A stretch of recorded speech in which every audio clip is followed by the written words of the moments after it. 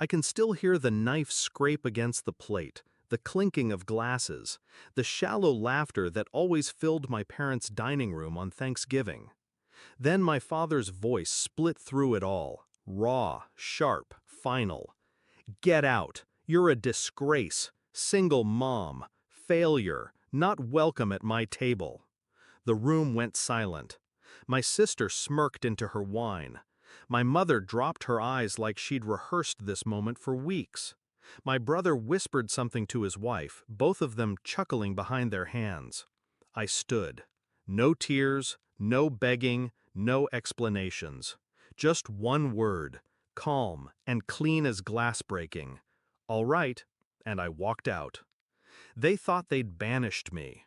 What they didn't know was that I owned the house they sat in, the cars they drove, the trust funds their children drained every month.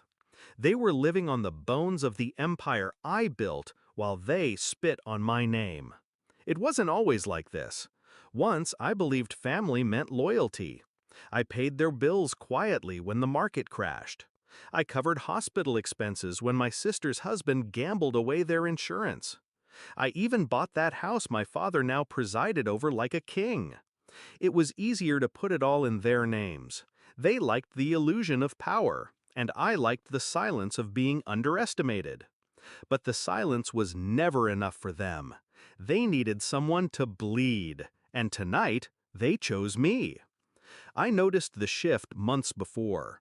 My father's jabs growing harsher, my mother avoiding my calls, my siblings gossiping behind polished smiles.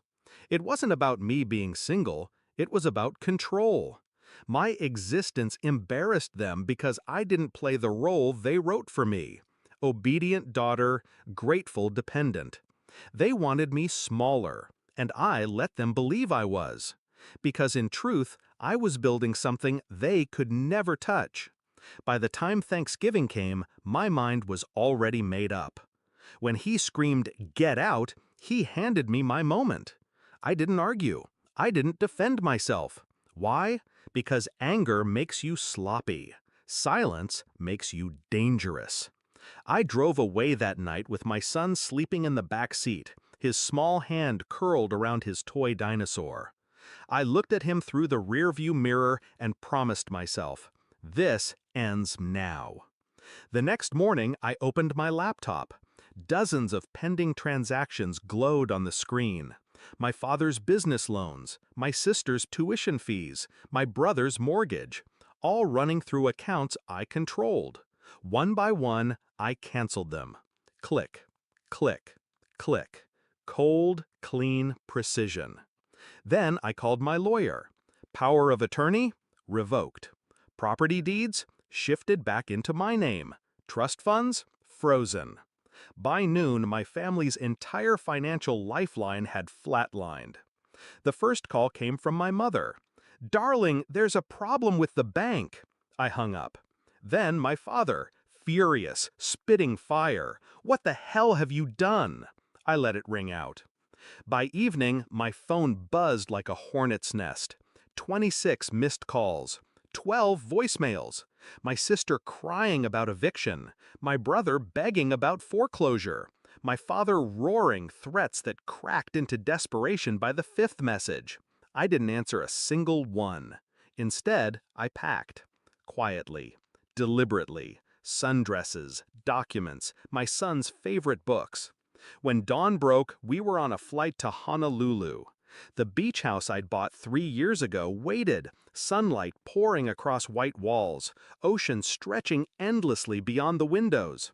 My son ran barefoot into the sand, laughing, free. And for the first time in years, so did I. They thought I needed their approval, their table, their crumbs of love. But the truth was brutal and simple. They needed me.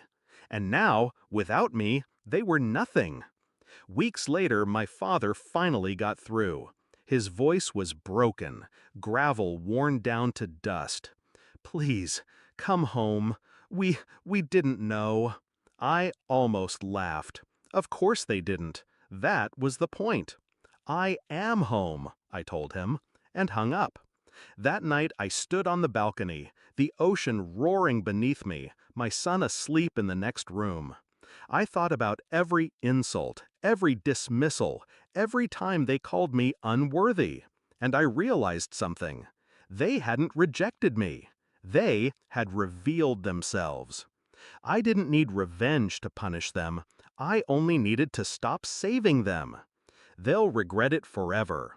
Not because I destroyed them, but because I walked away. And when I did, I took their future with me. Now, all they have is each other.